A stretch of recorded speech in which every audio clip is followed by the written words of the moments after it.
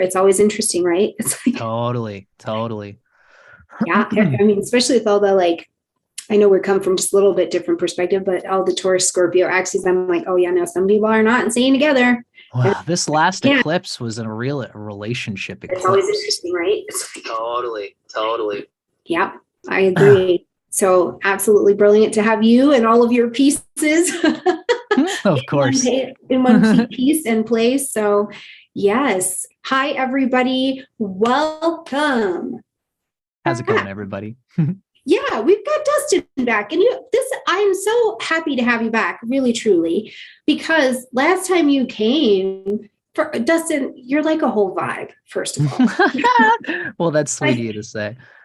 you're just like a whole vibe, right? I appreciate that, Stormy. I'm usually like I'm wearing a sweater right now. The heat is like dead in my house, so I look like a floating head in this vast blackness of my Beatles sweater. But I'm usually wearing something funky like this, but I'm still feeling good. I think that's the important thing. Yes, well, I'm over here, and typically I have on like a cheetah print bodysuit or Right. something. I'm like in Love my it. sweat coat. It's like a heated jacket, you know. So yeah, I get it. The Cozy counts, man. Cozy counts when you're getting into consciousness. Cozy counts. That is right, and we're going to do some slipping and some talking into some consciousness today. And I just love perspective. Pluto and Aquarius. This is a much bigger deal than I think than that we're making it. I mean, and granted, 250-year cycle, right? That's like a long time. We're not going to be here for that, but we are a part of the implications of what's happening as this setup is coming into place. So I just feel like there's so much to discuss and to lay out. So I just want to welcome you back. Thank you Thank for you, coming. Stormy. I love being on your channel. I love talking to you. I love seeing you. And I love the idea that you decided to do this live. I think seeing Yeah. the live audiences, it's got a snap to it. You know, it's got a real electricity when people are watching live. It feels like we're a part of we're part of something happening, you know? Yeah, So no, thank you very much. absolutely. Absolutely. You're totally welcome. And so you guys, I'm going to step out of the way and let Dustin just take over and present what he's got for you. And there's so many more of these talks coming along because the astrology community is vast and we are out here studying in our craft, you guys, and bringing information. So, nestle in, really nestle in, because there's good astrologers and good people bringing perspectives to you. So I'm going to back out and let you guys enjoy. Thank you, Stormy, my dear. And feel free to just, hang out and make any comments you like, Stormy, as we go along. But Stormy always gives me the space, and thank you, Stormy. You're very sweet, and you always give me the space to do my thing. And the Leo rising in me loves the space to do my thing, jump around and make my radiance glow. There you go. It's all you. Thank you, Stormy. And thank you for doing everything that you do. I was just mentioning to Stormy that she is a wonderful synapse. There's so much going on in the world of astrology. We need synaptic connection points like Stormy to bring us all together. So thank you. You are welcome. Thrilled to do so. All right, guys, enjoy. Thank you, Stormy. So everybody, I'm here today to talk with you. I've been doing little presentations on an overarching picture of what's happening with Pluto in today's time. I've done a few things on a few people's channels. You can find on my own channel, it's the historical epic planetary shifts. And it usually revolves around, in particular, Pluto being in the signs of Capricorn or Aquarius. And in particular, what I show is times when Pluto was in Capricorn or Aquarius, and there was a north node eclipse or a south node eclipse in the sign that Pluto is transiting. That's a big one because the north and south nodes are like manifestation points of whatever is transiting at the time. So today I'm going to talk about Pluto and Aquarius. That is our big theme for today. Lots of astrologers are talking about it right now, and there's lots to dig in here. We could have, I think what I always try to do is I try to give insights that most people aren't giving, if I can help it. Many people are just going to be talking about, okay, Pluto in Aquarius. What's this mean for a Leo? It's in my 7th house. Plutonian marriage things, business opportunities. It's going to be good or bad depending on how your Saturn is placed, because Saturn is the dispositor of Aquarius. So I'm going to be probably on my own channel. My channel is called How to Rock Astrology. I'm going to be not this Sunday, but the one after, talking about that. But I'm going to try to break it out in my own sort of way. My big thing that I would like to talk about is what's leading up to Pluto in Aquarius from the Pluto perspective. Also, Neptune, I think, is an interesting thing that's happening between the two of them.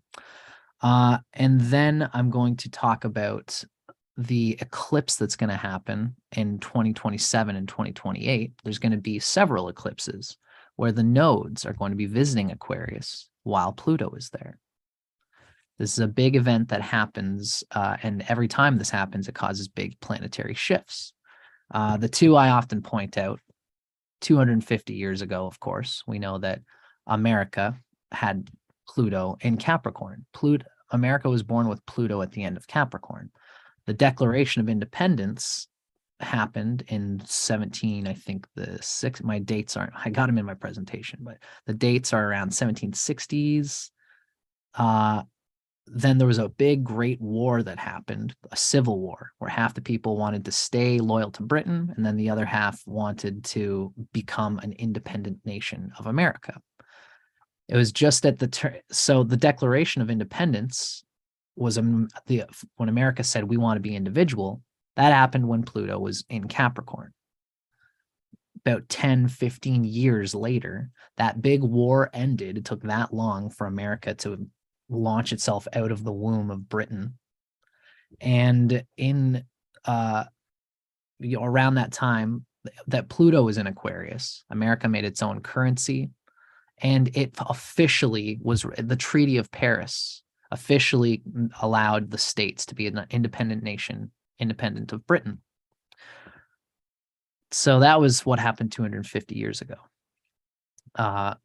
Technically a big deal in world politics and economies and things, because the American dollar bill, what was seeded at that time, ended up being the high note currency for the world. For a long time, America was, although America is going through a Pluto return right now, as well as I think a Uranus return. So on top of this, 250 years ago, prior to that, was another huge situation that happened.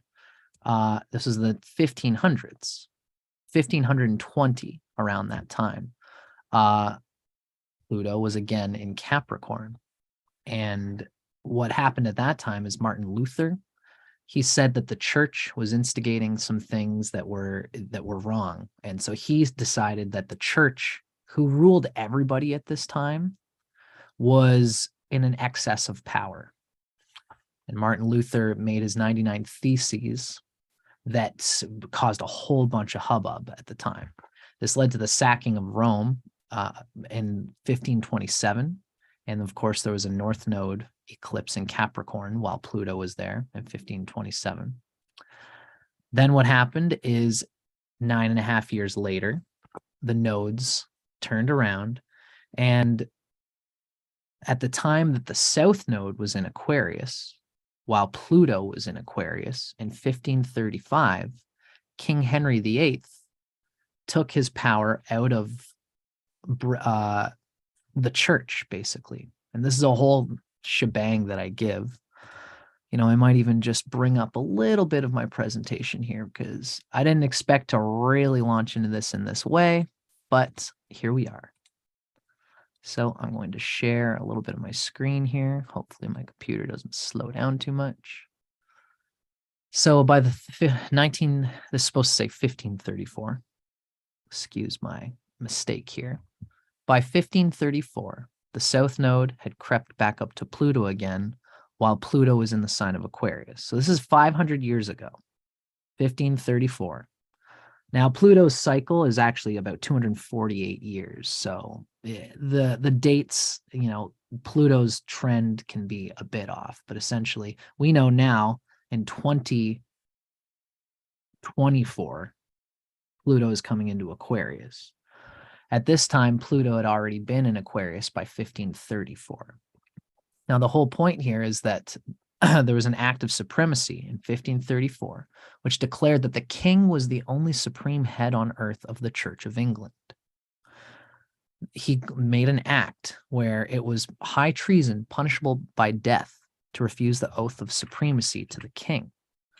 Now, what happened here in 1534, while we notice that the North Node is here in Leo, 1534.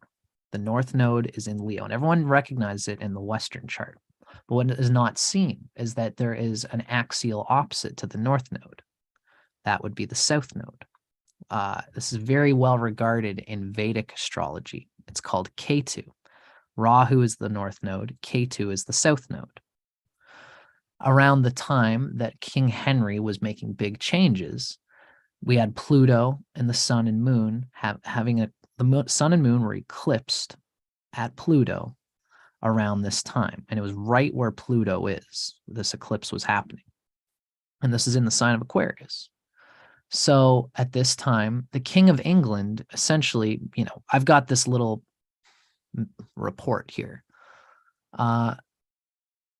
So around the time that Martin Luther had really already started a fire to the reputation of the church, King Henry VIII, and I'm just going to explain this way just to kind of give it a short thrift. King Henry VIII had a first wife who wouldn't bear him a male son. And of course, according to the minds of royalty in 16th century England, that was her fault. So this guy threw her away like a used napkin, because this is the type of guy he was ultimately. And he said, I want to get a new wife. The church had a problem with that. The church said that God only recognizes your first marriage, and we're not going to give you a second marriage. And King Henry VIII gave the middle finger to the global patriarchal power oligarchy that the church was at that time. Of course, the church was on crumbling legs, partly because of what Martin Luther did, but cosmologically speaking, because Pluto was in Aquarius and the South Node was visiting Aquarius. The South Node resonates with what we're letting go of. So the South Node is a manifestation point of the end of a karma. The North Node is the manifestation point of a beginning of karma. And really, if you talk about eclipses, each one of them is their own quantum thread of narrative. There's a quantum quilt of narratives that happen at every single eclipse. There's a guy named Ernst Wilhelm. I just did an eclipse video on his channel. If you want to know more about that, the many narratives that each eclipse has its own narrative. That's the best way I can describe it right now. But needless to say, at this time, the church was the big power oligarch. All the nations at the time even were under the power of the church. The French nations, the Germanic nations, around where, the church was the beholder of this medieval age era. Then what happened is that King Henry decided that the nation of England the kingship of England overthrows the power of the church. Now the king is the arbiter of decisions between God and man. And this is a big change in sovereignty. The sovereignty of the nation overthrew the power of the church. This is 1534, and this manifested while there was a South Node eclipse on Pluto in Aquarius. The reason why Aquarius is significant is because Aquarius is anciently ruled by Saturn. So is Capricorn. I wish I had a picture of this. I really should, but there is an idea in Vedic astrology where the idea is that Capricorn and Aquarius are at the bottom of the chakras. I can actually find it here. Let me see if I can just quickly make a little picture here. I actually showed this the last time I was on Stormie's channel. So here we have Aquarius and Capricorn at the root, right? Aquarius is ruled by Saturn, so is Capricorn. Pisces and Sagittarius are anciently ruled by Jupiter. That's the second chakra. Aries and Scorpio are ruled by Mars. It's the third chakra, the solar plexus, which makes sense when you think of the symbology of it. Taurus and Libra are ruled by Venus at the heart chakra. Gemini and Virgo are ruled by Mercury at the throat chakra. Cancer and Leo, ruled by the moon and the sun, are the Ajna chakra, the sixth chakra. So we can see the resonance is happening here. And whenever a north node eclipse happens in a sign, it's opening up manifestation on this certain chakra. When Pluto is visiting Aquarius or Capricorn, it is rummaging through the junk drawers of the collective mass infrastructures of material acquisition and power and sovereignty. Because wherever the grain goes is wherever the crown goes, as it has always been in societies ever since we left the berry picking days of nomadic humanity. Wherever the grain goes, wherever the silos go, that is where the crown goes. That's where the wealth is. And then the wealth is arbitrated to the people based on whoever is crowned and whoever has that paternal lineage. Capricorn and Aquarius both very much resonate with these things. Most Western people often miss this idea of the chakras connected to the signs because of the Western idea, which is not untrue, or at least, I'm open to the idea of Uranus having a rulership of Aquarius and Neptune having a rulership of Pisces. But for me, the Vedic people consider that Saturn primarily rules Aquarius, and it is an arbiter of the first chakra of the whole planet. So when Pluto is there, Aquarius is the positive pole of the root chakra. Capricorn is the receptive negative pole.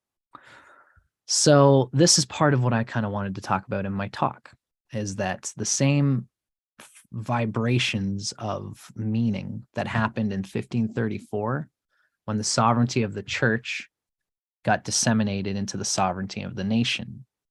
Now, the nation of Britain was like a monarchy. So I should say it went from church to the monarchy of Britain versus France, which was another monarchy at the time of the 1700s.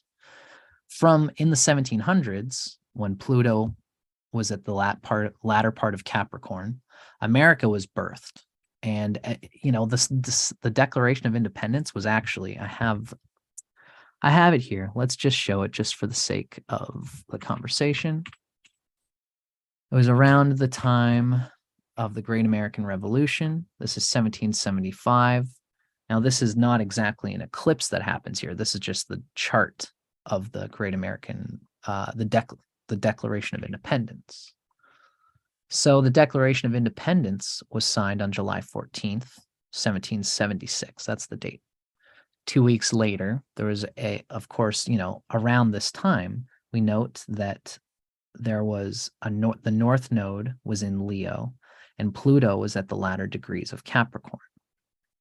So this wasn't an exact Plutonian eclipse, but we see here that this was a greater rendition of the time where in January of 1777, there was an eclipse of the North Node in Cancer, while the moon and sun had their new moon in Capricorn, while Rahu was in Cancer. So whenever there's a new moon in the sign that's opposite the North Node, and if it's close enough, there will be what's called a South Node eclipse, because there's usually 4 eclipses each year, right? And this was all in the same proximity to Pluto being in Capricorn. So this is around the time that the Great American Revolution happened.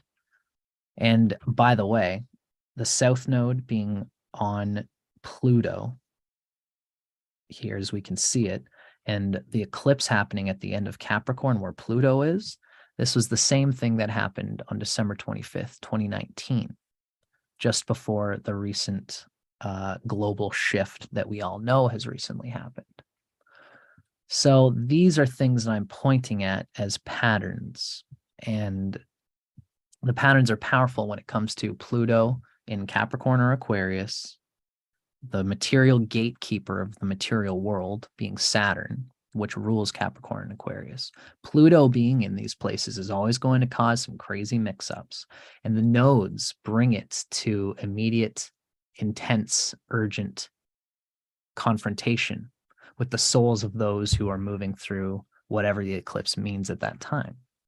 So there's great collective power shifts going on at this time when Pluto is in Aquarius, and especially when the nodes hit. Now, this how the Vedic people convey things is that an eclipse, a conjunction occurs when any two planets are in the same sign. For example, we know that the eclipse happened in the chart we just saw when the sun and moon were at about 19 degrees of Capricorn and Pluto is at 7 degrees. I mean, that's a 7-degree orb. That's a conjunction even in the Western sense. But really, any time that two figures are in the same sign, they're working through the dispositor. Dispositors are very important in Vedic astrology. The dispositor is the planet that rules a sign. So what we see happening in today's time, the next thing I want to bring up in this presentation is the crazy kite formation that's happening because Pluto is entering Aquarius, Neptune is entering Aries, and Uranus is entering Gemini, trine to Pluto, sextile to Neptune, all within like 3 or 4 years, which is a very significant pattern happening. So I'm going to show a presentation for that next. And what I ultimately want to show through this presentation is that we are in a pretty crazy seed time for, again, the sovereignty that went from the church to the monarchy in the 1500s. Then it went from the monarchy to the nation. Britain was the monarchy, and it held power over Canada, held power over America, held power over so many islands and places, and Britain and France were in this gross fight, and there's a lot of gross history that happened at that time. America wanted to isolate itself as a nation outside of the monarchy of Britain. And it was a bloody birth filled with terrifying destruction, but America clawed through it as its own independent nation through all this. So America did that in the 1700s. 250 years later, we have Pluto now coming into Aquarius again, being at the end of Capricorn and coming into Aquarius. Now, I don't expect anything crazy to happen just when Pluto enters Aquarius. It'll officially be through the gate in January of 2024. Of course, it's going to dance around on the cusp of Capricorn and Aquarius before it finally dives through. And then after January of 2024, Pluto's officially in Aquarius. I don't expect anything to really happen there until there will be some things, as we're going to show. But the big thing that I'm looking at is the eclipses. The North Node is going to be in Aquarius in the end of 2026, and then it's going to be there through 2027. And there's also going to be eclipses to Pluto in Aquarius, I believe also around 2028. This is going to be a point of manifestation that we should all watch for. The dispositor of Aquarius is going to be very important in all these times. It's interesting that Uranus is going to be trine Pluto in Gemini. If it has any connection to Aquarius, which is a debated thing in the Vedic world, but it's not for this video to say, but ultimately there is definitely a resonance of Uranus with Aquarius, I think. And it's going to be trine Pluto, which will be a good thing. But I think the main thing to be looking at in terms of what Pluto and Aquarius is doing is looking at what's happening with Saturn at the time that Pluto moves into Aquarius. And as Pluto moves through Aquarius, Pluto will be instigating its energy through the dispositor. as it always does. This is one of the reasons why Pluto in Capricorn and Aquarius makes such big glacier shifts in historical precedent. It's because, for example, if Pluto is in the sign of Taurus, let's say, when Pluto's in Taurus, wherever Venus is as a dispositor at the time, Venus is going to cause fluctuations, but Venus goes very fast. So it'll be really more resonating with the internal person because Venus is very close to the sun and to the earth. Saturn is the furthest planet from the sun in the classical sign chakra resonance, as we mentioned. Saturn is the bottom one. It's the root chakra. And Saturn, as it drags along and does its work by transit, is going to be channeling Pluto. So wherever Saturn is going to show a big signification of what Pluto's gun is going to be shooting through, what its energy is going to be moving through. What I would like to point out really is that the big points, the pins in karma, the pins of world collective manifestation are going to be coming through the nodes and the eclipses that happen at this time. Again, there's going to be a North Node eclipse in Pluto, on Pluto in Aquarius, and Saturn has to make a mucky move around this time while the North Node is happening in Aquarius. Saturn is going to be moving through Aries, conjunct Neptune. This is what I have been wanting to talk about in the presentations that I've been exploring with people. Now, I've just talked about it all. Let's get into a diagram so that we can kind of see a little bit clearer what exactly it is that I'm talking about here. This is often how I work. I oftentimes will usually just kind of give a preamble and then I'll sort of jump into things. Pluto and Aquarius. This is what this video is all about. Now, in a lot of my videos, I've been showing how Pluto has been conjunct. It came conjunct Neptune in 1882. Then it was still conjunct Pluto in 1891 is when the official conjunction happened. And a lot of important people were born at this time. Paramahansa Yogananda, Hitler, Mao Zedong, a few other important figures, for better or worse, were born with this energy. Now, Neptune came to the second and then the third house from Pluto. Now, what happens here, it's always around the time that Pluto comes around the sign of Virgo. What happens is Pluto has a funny orbit, as many people know, with regard to Pluto. So what kind of happens here, if I was to describe it, it's a funny thing to describe, but essentially what happens is that Pluto has this wonky orbit. And Pluto, actually, at certain points, it's not in the same ecliptic as all the other planets. And what happens every 250 years, around the time Pluto reaches Virgo, as we can see, Leo in the Virgo area, is that Pluto actually comes closer to the sun in orbit than Neptune is. That's kind of what's being kind of conveyed here. Pluto has a weird orbit, and it comes closer to the sun than Neptune every 250 years, right? So at the time that this is happening, Neptune appears to be locked in a sextile with Pluto. So this happened at the beginning of the 50s and then the 60s, which is an interesting resonance in itself. So we see from, oh, my cat is going to fall, of course. I love this cat, but he's always stuck on the keyboard and making a mess. Come on. As we can see here, before I was so adorably interrupted, Neptune, when it's sextile Pluto at this time, this happened, by the way, 500 years ago, of course, and Neptune was in the exact same orbit. If you want to see more of this, check out that other video I mentioned. But Neptune gets in sextile with Pluto in 1954, and it stays there through the 70s, through the 80s, through the 90s.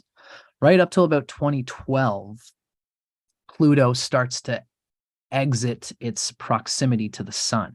It starts to move away from the sun, which means that Neptune, from Earth's perspective, appears to be going faster. Now, really, around this time, like around the 70s and the 80s, Neptune actually seemed to be within the 60 degrees. It was like about 50 degrees away from Pluto, if you understand what I'm saying. 1954, they were exactly 60 degrees apart. Neptune was 60 degrees ahead of Pluto. But from Earth's perspective, Pluto came closer.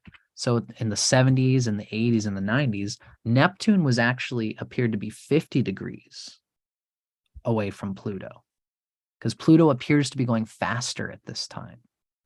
After this, about 2012, Neptune once again starts ramping up, and from Earth's perspective, appears to be going faster than Pluto. Now, this has cosmological significance to us. You know, the spirituality is going faster than the mob boss consciousness of Pluto right now. Basically, in 2026, Neptune is exactly sextile Pluto, 16 degrees apart. And this, of course, happens just at the time that Pluto and Neptune come into Aquarius and Aries, respectively. It's a lot of cosmic tie-ups happening at the same time there. Now, as if that was not interesting enough, let's take a look at what happened with Uranus throughout this whole period. So Uranus goes much faster. It's conjunct Pluto in Taurus in 1851. By 1885, it's got the waxing trine. 1903, it was opposite. And then in 1922, it's in the balsamic trine from Pluto. It's in the waning trine. Uranus conjuncted Pluto in Virgo, 1965. That was an important generation of people who really helped astrology kind of be unbuckled from the collective fear and superstition of all things astrology. Now, this is my generation. Around 1993, Uranus was conjunct Neptune in the sign of Capricorn, while Pluto was in Scorpio. Now, Uranus is leading the pack. A friend of mine, Michael Moan, noted that there was an important area in 2012, the Mayan calendar, a lot of things was happening around this time, and Uranus was square Pluto. Now in 2023, Uranus is trine Pluto and sextile Neptune, right? And this is all happening at the end of these feminine signs. Feminine signs of Earth relating to global commerce, to, it's really all of these are all pulling the last bits of what Pluto and Capricorn kind of represented, right? And at this time, Pluto is going to go back and forth through the cusp of Aquarius before finally moving on in January of 2024. So in 2023, these are all going to be at the end of these feminine signs, which means anybody that has any planets at the end of Virgo around 2023 are going to be affected by the kite formation that's kind of happening here, right? And then all of pretty much around the same time, we have Uranus, Neptune, and Pluto all coming into masculine signs. It's September 2025. Very interesting to think about, right? Now, again, I'd like to point out that there's going to be a north node. Well, okay, so this is what I wanted to show everybody here.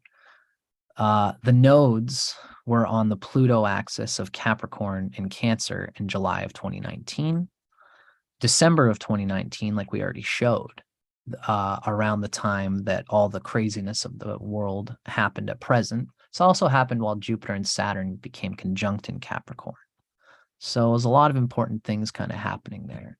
They really fully came conjunct, I believe, at the start of Aquarius, which is an interesting little nod to the development of Aquarian themes.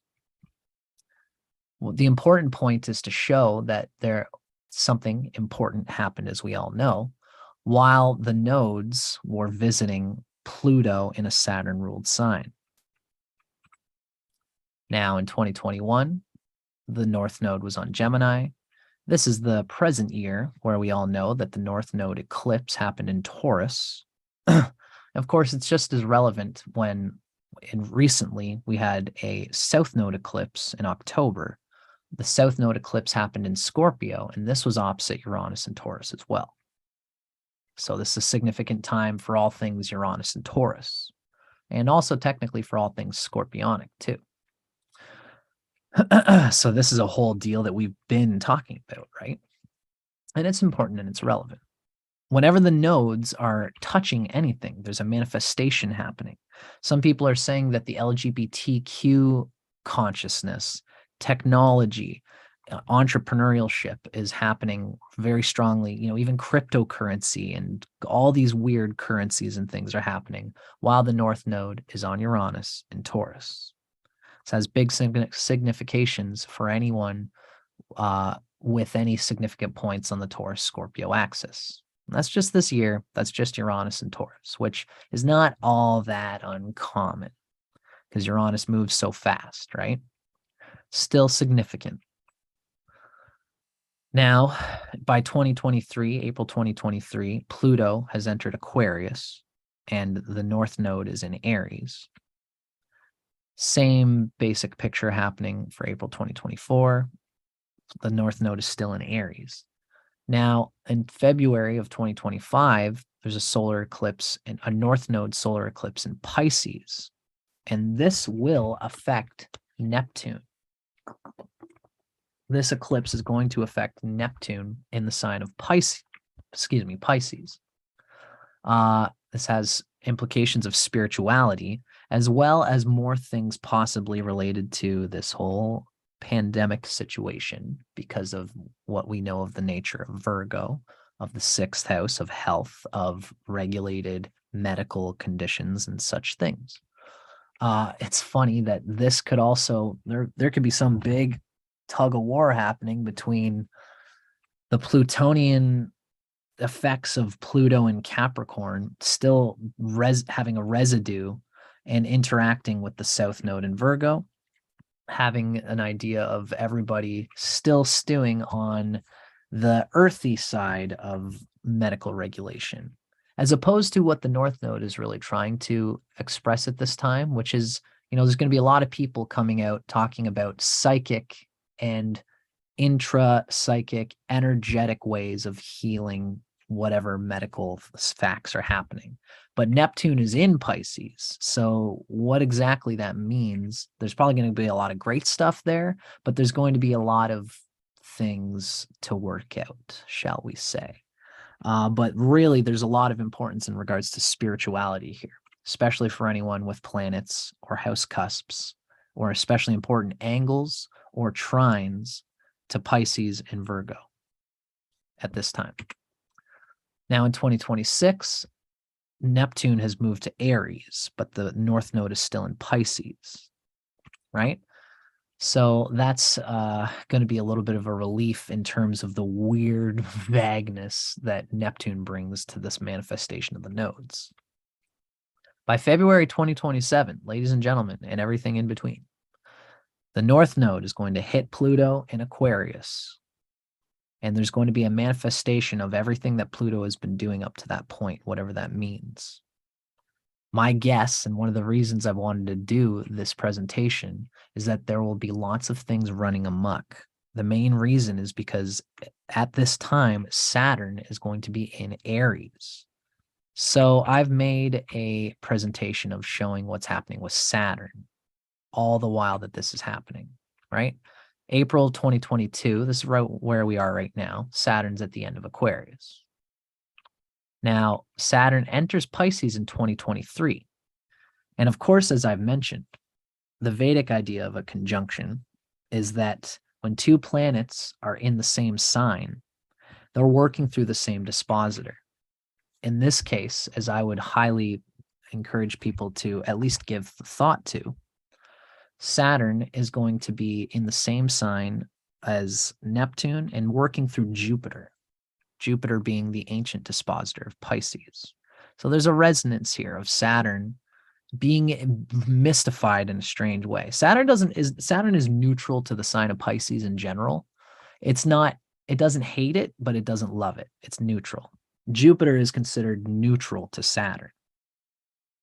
Jupiter is not an enemy to Saturn nor a friend. And these friendships and enemies are very important in Vedic astrology. It's like Mars is a soldier and Saturn is a gardener or an infrastructure, a slow infrastructure builder, whereas Mars is an enterprising entrepreneur, a solo entrepreneur of sorts. And so Mars and Saturn don't like each other. Saturn especially hates Mars. It's like putting a soldier and a gardener together. The soldier can really harm the gardener, Saturn. But the gardener, Saturn, doesn't necessarily harm Mars, the soldier. That's just how Vedic planetary relationships work. Now, Saturn being in Pisces isn't necessarily harmed for better or worse, but there will be at this time a real profound theme regarding Pisces and Neptune consciousness, because Pluto is working through Aquarius while Saturn is conjunct Neptune. My idea of this is that it's going to be interesting, really technically neutral at this point, but Saturn is coming very close to its debilitation point. Saturn has been holding, it's very strong in Aquarius, but in between Pisces, it's neutral. And by the time it gets to Aries, even while it's in Pisces, it's close to Aries. It's close to its debilitation point. I always say that debilitation works by proximity, not necessarily by sign. Saturn being in the proximity of Aries is already starting to get an unsteady footing. Neptune being there only makes it more so. And it's at this time that I recommend that people get a good balance of their diet. Don't focus too much on the stimulations of any media. Don't necessarily dig your head in the sand like, the classic ostrich that's afraid.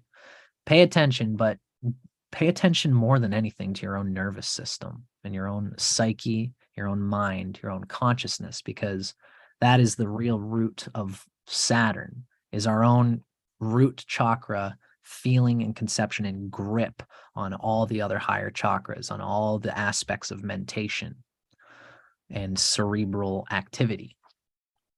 So while Saturn is being hit by Neptune, there's going to be really a pressure for everybody to do this anyway. And there will be great spirituality to be had here too.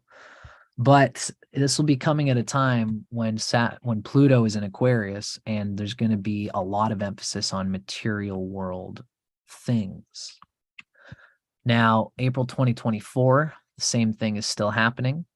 And there's going to be a very profound moment in February of 2025 around this time when Pluto is working through Aquarius and its dispositor Saturn is conjunct Neptune in Pisces while the North Node is moving through Pisces. This will be a very nebulous, profoundly confounding time. There will be much spirituality to be gained, and anyone with good Jupiters will get a lot out of this, because Jupiter is the dispositor of Pisces. So for everyone, whatever house Pisces rules in your chart, you're going to get an important boost, an important confrontation, really, with your spiritual devotion and grip on all things material.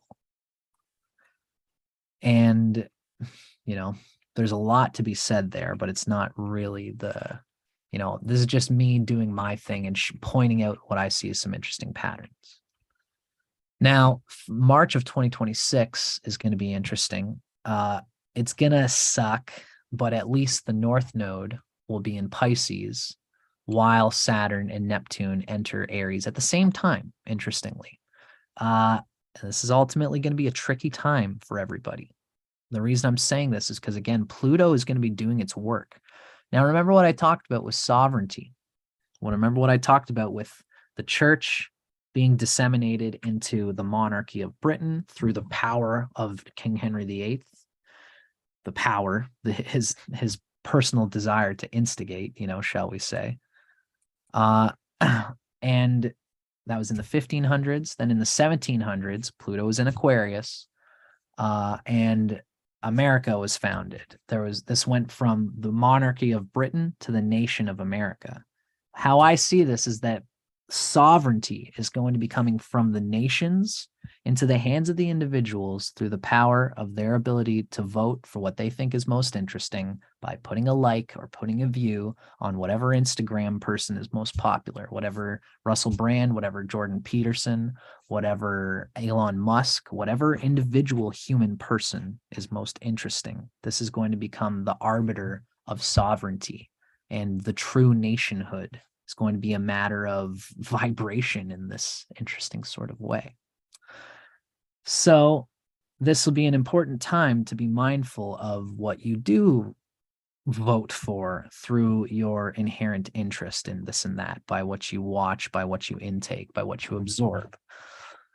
Ultimately, there are significations for this being a difficult time for the material world, because Pluto is working through Aquarius. It's doing its melty thing that Pluto and Aquarius does to the material world. And this will be happening just as Saturn is conjunct Neptune in the sign of Aries. What makes it a little bit crazier, this is going to start in 2026, and it's going to get a whole lot hairier in February of 2027, when the North Node is acting on Pluto and Aquarius, and its dispositor Saturn is debilitated in Aries while Neptune is there. There's a lot to take in and digest and think about what's happening at this time, right?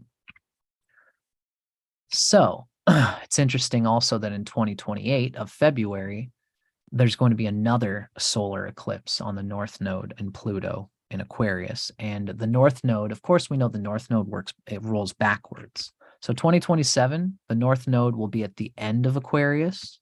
And then in 2028, the North Node will be closer to the beginning of Aquarius, which is where Pluto will actually be.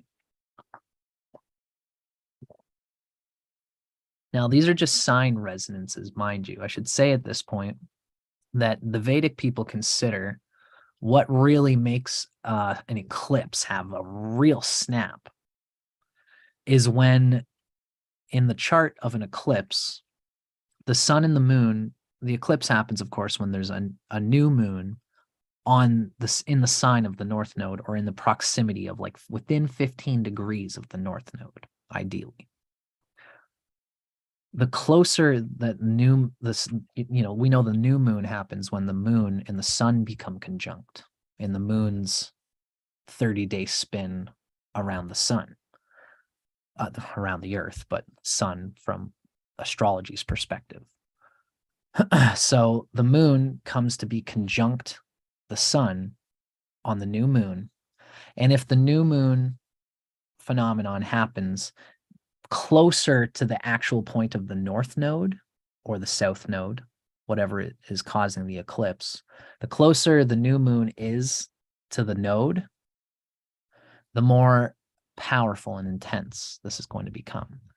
Now, I haven't exactly done my research on that, but I'm pointing out what is going to be interesting at this time. And this is something I'm going to probably be talking about at that point, right? But for now, I'm just showing the overarching picture of what's coming. There's going to be interesting significations happening here. While Pluto is the dispositor being acted upon by the nodal manifestation of the North Node, and the eclipses happening in Aquarius and Leo within these 2 years, and the dispositor Saturn being conjunct Neptune in the sign of Aries. Now, I've conveyed this in my own mystical, hippie, offbeat sort of way. What I see happening at this time is this, for me, Pluto and Aquarius is going to be a big collective theme related to sovereignty. And again, there's something happening in today's time where we can already see manifestations of this, where it's a little something I call light pollution. There's so many stars up in the sky, but we see the ones that stand out because it's not a whole sky full of stars. It is, but we can kind of see in every individual one. This is just like the stars that we see on TV, that we see in bands and rock and roll bands. Now, I'm a musician, and I have had a band that I've been getting going. The band's called Bosom, BUSM. And I've been trying to roll with these guys in my band and to get big, to be a band doing the rock and roll thing. And what I've learned after like 6 years of really plugging away at it is that it's a whole different game than it used to be in the 60s and 70s and 80s, where a hair band could just get together and there would be an infrastructure that could hold them. Because nowadays people don't go to concerts as much. They're looking on their phones and stuff, you know. They can look at some cool rock thing on their phone at home and it's so real that they don't need to go to the concert. That's neither here nor there. The point is that a lot of the times people aren't even watching rock musicians like they used to. They can watch like someone with an Instagram profile, a regular person, quote unquote, because we're all regular people. In the opal light of Aquarius, all men can blend and still be what they are. That's an old poetic saying from a 1970s psychedelic album called Cosmic Sounds. It's all about the astrology science. It's really cool. And that's what they said about Aquarius. And so what's happening in the Aquarian age, whether Pluto and Aquarius resonates with that Aquarian age, whatever that means, I had a buddy of mine say that what's more typical of what would call the Aquarian start of the Aquarian age, of course, it's the thing of the ecliptic. But what is it? Where does it really begin? Really, it's just, for me, anything that thematically brings up these Aquarian things. Pluto and Aquarius is one of them, and Jupiter and Saturn conjunct in Aquarius recently was another one. So what's happening is that everybody and their dog literally can be a star. People have little Instagrams and channels for their animals. Everyone and their dog gets to be a star. And when everybody's a star, nobody's a star. This is what I call the light pollution. There's less of this celebrity emphasis in the way that it used to be. There's no infrastructure for celebrity now because all the infrastructure is in everyone's personal palm of their hand through whatever media things they can do. So this is even look at the president of the United States. This is not a dude who was grandfathered in by the national interests of the oligarchs of a continued patriarchal dynasty of American politics. This isn't George Bush's son. This is Donald Trump, who's a merchant. He's somebody who just learned how to deal with the game of media and all these things and jumped out there. Now, I'm not here to talk politics. My point is that he did not get there in the typical way of how American politicians have typically become president. It's a lot of handshaking and things that are aligned with America's precedent that it's been under. Now, with this new person, a new person came in that really shook hands with different things in a different way, used the media to do it. And he became a star in this way. So the whole thing I'm kind of getting at here is there is an interesting conversation happening in today's time with what we can call sovereignty. What we see kind of happening is we went from God and the church being the sovereign to monarchies of Britain or France being the sovereign to democracy. Up to this point, it's been democracy, bureaucracy, plutocracy. Now, in coming times, there's this idea of individual sovereignty. And the notions of that are very different from how the world has been operating all this time. Now, to look back at what we're talking about at the time of February 27, when we see that Pluto is in Aquarius, being activated by the North Node, and its dispositor Saturn is going to be with Neptune in Aries. I am pointing at this because I think that the old systems of infrastructure, something is going to happen where there's going to be similar to how King Henry had to wrestle power out of the church, similar how to America had to wrestle its individual power out of the womb of Britain. Sovereignty of the individual, whatever exactly that means, is going to be wrangled from the old power structures of financial, materialist commerce and economy. There's going to be a wrangling of power that has to happen. And I believe that whatever happens there, it's always a tricky thing to deal with. You know, we could say that it's a good thing that America became an independent nation out of the crabby hands of old mother crony Britain, who just wanted to hold on to it because that's my son. He's not ready yet. America said, Mom, I'm fine. And this is the big theme that I'm trying to sort of talk about, is the individual sovereignty the individual sovereignty, whatever that means, is going through a similar process in this coming series of transits. What's going to happen is that the individual is going to find themselves leaving home.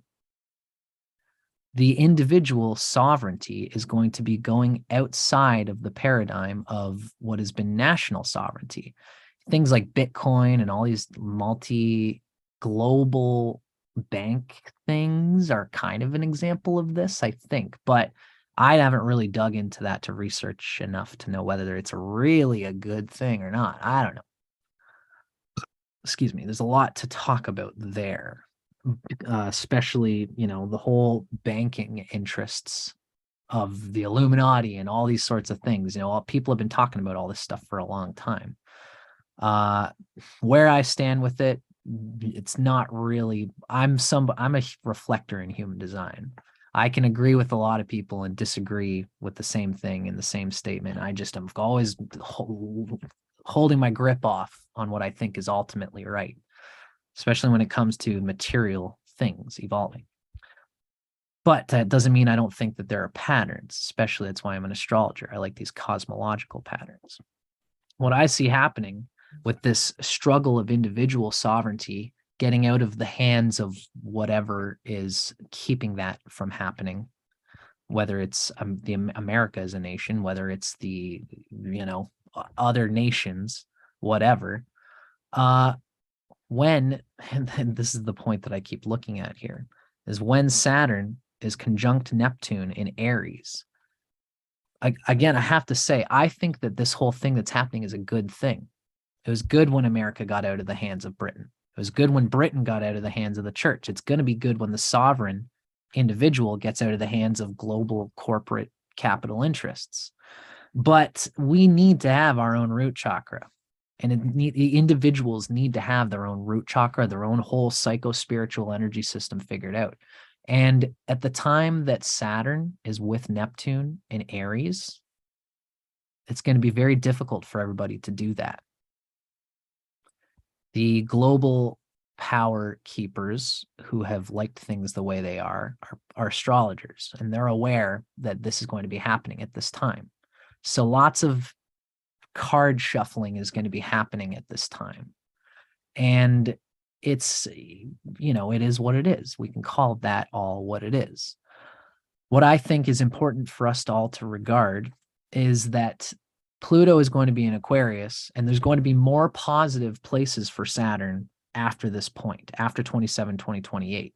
I highly recommend everybody batten the hatches of their own personal psycho-spiritual consciousness and do what we can to survive in ways that really, at some level, we're going to have to learn to gain sustenance in a Saturnian way from the spirituality of Neptune.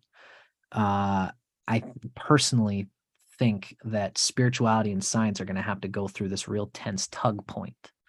And it's going to be tough because while we're trying to sit in a meditative posture and endure through the storm, Saturn's going to be in Aries, which means our stomachs are going to be growling and there's going to be no rice for us to eat while we try and synthesize what needs to be synthesized at this time.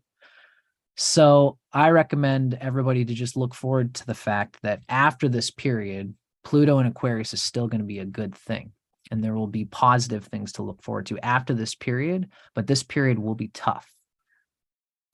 it's going to affect you personally, however, your own chart relates to what's happening here. For example, I'm a Leo rising. I'm going to have the K2 point, the south node, on my ascendant, and the north node will be on Pluto in Aquarius. I expect that I'm going to be letting go of my own sovereignty at some level in order to deal with some greater collective of money and power and whatever. And I'm going to be doing this, and Saturn is going to be moving through my 9th house with Neptune there, which means that I'm going to have some real confrontations with my spirituality while I try to stay alive through whatever business deals through the 7th house I am dealing with in order to stay alive. I could get wrapped up in some kind of big corporation type thing, because the 7th house is really a house of business. And I'll be confronted with my true philosophical ethics and ideals. This is a real, I'm telling you how it's going to look for a Leo. 7th house, Pluto and Rahu, 9th house, Neptune and Saturn being debilitated in Aries. There's going to be a confrontation of material things with regard to my spirituality because it's the 9th house, right? So again, I'm going to be talking about this whole thing next Sunday. And then on Sunday, December 11th, I'm going to go through what all of these means to everybody's rising sign in the way that I'm talking about it, like this. When Saturn is here in the 9th in Aries, what's it going to mean for your rising sign? When Saturn's here in Taurus, what's it going to mean for your rising sign? I'm going to kind of go through it like this. This video is just a conveyance of what I see being this important time in history. Which it is, and it is just like beautifully covered. I have to laugh because I'm a manifesting generator. Cool. Wow. Awesome. Yeah. As soon as you understand human design, you look at me and you're like, oh yeah, I got it. Cool. Right? Cool. Or once you know that about people, you can understand, I think, really their temperament and how they're going to roll and, what is their role. It's very cool. So I thought it was neat that you were sharing that as well. Thank you, Stormie. And to be honest with you, I don't know too much about it, but I do know that I'm a reflector, and I think that it's one of the rarer ones, and it's probably the way I swing it around like I do. That's probably the reason why. I'd like to get into human design more, but I really resonate with the reflector as somebody, because I'm a cross-cultural instigator. I'm a Vedic person, but I use tropical measurements for my Vedic astrology. I'm a yogic person, but I'm also obsessed with like science and with anthropology and grounded history. Yeah. And that's where a lot of this whole thing is coming from for me, Stormie. And I'm really glad I could talk about it on your channel here. Absolutely. Yeah. And the chat was really loving it. Nicely informed, things to think about, things to watch, how it's playing out in our history and, what we've come from, because it's really never just the United States, right? It's really never just one person in your household. As we survive and live and thrive through things, life is a family disease, like love that. That's awesome, Stormie. Whether it's your global family or it's your, domestic family, we all really do feel the resonance of what we're experiencing together. So I 1,000% appreciate you bringing some thoughts, and we'll definitely make sure there's some links below this video, you guys, so that you can go check out what Dustin is working on, where he's going next. And if you have any other links you want me to put out here, Dustin, about where people can find you or any of that stuff, I'll make sure everything is available, because one of the thought leaders, that's what you're doing for us. Well, thank you, Stormie. I appreciate that. I appreciate you so much for letting me talk to your audience here today. And I guess the last thing I want to say is that, I am not somebody who is like Nostradamus. I'm not going to predict that anything is going to happen, but I do believe in patterns, and I do believe that all these patterns are happening for positive reasons of human consciousness revolving through evolution.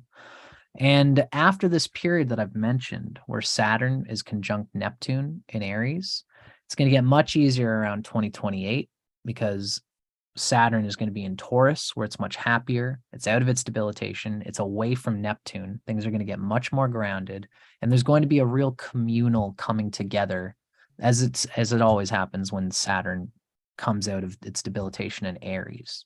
There's a sort of coming together, and let's all work together to start doing Saturn moving towards Libra, which is where Saturn has an abundance. And it's at that period that there's this whole Pluto and Aquarius thing is going to be much more harmonized. Now, Stormie, there's one more thing I would like to throw in here. How are you doing for you mentioned do I have one more time for one more thing? You do it. Thank you. Now, the last thing I wanted to say here is that, as we can see, Saturn enters Taurus in April of 2028. Then the eclipses are going to move to Capricorn, and it'll be September 29 when the eclipses move to the Sagittarius and Gemini axis. And that's when things will be a bit easier, because it's going to be out of Saturn land, right? The North Node, even going through Capricorn, will be a bit intense. Now, something I want to point to is that when Saturn enters Gemini in 2030, it's going to be with Uranus in the South Node. And this will be from 2030 till about 2032 that these kind of things are happening. There's going to be a time where Saturn brings into manifestation what's been happening with Uranus in Gemini, and it'll rattle and shake off a lot of whatever happened in the previous decade. Now, the last thing I want to point to, Saturn was going to be in Leo in May of 2035, and the nodes will be on the Pisces-Virgo axis. Then in December 2035, the South Node once again joins Pluto, but this time it's the South Node, of course. The South Node joins Pluto in Aquarius in December 2035, and this is when Saturn, which rules Aquarius, is going to be in Leo with the North Node. And this is really the last note that I want to leave on, is that this will be a period of sort of a final letting go of a lot of the ugliness that could happen in the periods prior, because we, again, as the sovereign person, especially while, during this period, while Neptune and Saturn are in Aries, the sovereignty of the individual is like a kid that's coming out on the street and is almost like getting into drugs because of the Saturn being the dispositor. The sovereignty of the root chakra of the individual is going to be with Neptune and Aries, while Pluto is there in Aquarius, while the eclipses are in Aquarius in 2027, right? So there's going to be a weird dissolution point that happens there. And it's going to be like a kid going out on the street. Fuck you, mom and dad. Excuse my language. I don't need to be under the infrastructure of the rule of the economic system that was there before. And we're going to go out on the street and we're going to find heroin addicts of the global cosmological sort. And they are going to influence our consciousness at this time. And whatever heroin means in this global collective metaphor is something that we should not take. I don't know exactly how that's going to play out. I don't really mean anything in specific. I don't mean that in regards to the recent global things, the pandemic that's happened.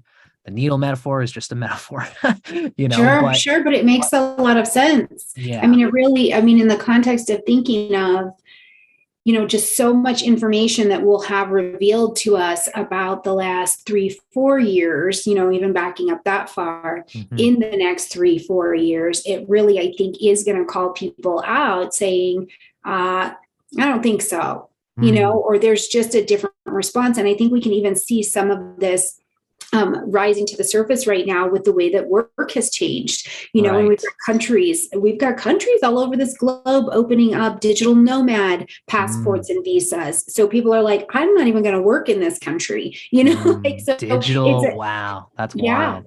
Which digital passports. It's really interesting to see that even now, so many people globally are picking up a laptop and saying, F you, I don't have to work that way anymore. Totally. And that is just one symbology, I think, of the many that we can see as we're watching it play out. You got on it. the global stage for sure. You So got it, Stormy. And people like you who have developed your own school of astrology, you've done all this digital networking that you don't even necessarily need to go and do anything for the man. You're a shining example of the kind of stuff that we're moving forward with this kind of thing, is that yeah, individual power to wrangle power for individual sovereignty. And absolutely. even to contribute it to the global collective. I think that this isn't to say that all infrastructures, again, I'm a reflector in human design, and I praise Saturn more than I think most people do. Saturn is very Yeah. important. I don't think that we are going to throw the baby out with the bathwater here and have Mhm. no Saturn, no infrastructure, no nothing. But it's going to be one that is coming from the individual power, sovereignty of the individual, as opposed to the individual trying to wrangle power from the infrastructure. It's going to be Yeah. switched, I think. Whatever that means is interesting to think about, but I'm Yeah. very glad to have been here today to kind of stretch everyone's minds with regards to these things. Yeah, we're glad that you came. Thank you so much. Again, you guys, I'll make sure everything's in the description box down below. And if you listen on the podcast, make sure you are listening on the podcast. I would love that for you and me. And you can hear this back later today too. Take it with you while you're walking and kind of contemplating the stars and whatever. So I love you guys a ton, and we will see you next time. Sounds great. Thanks, Stormy. And thanks, everyone. I'm Dustin Cormier for How to Rock Astrology. Hang out with me anytime and keep watching Stormy because she is doing important things. And I Awesome. appreciate it.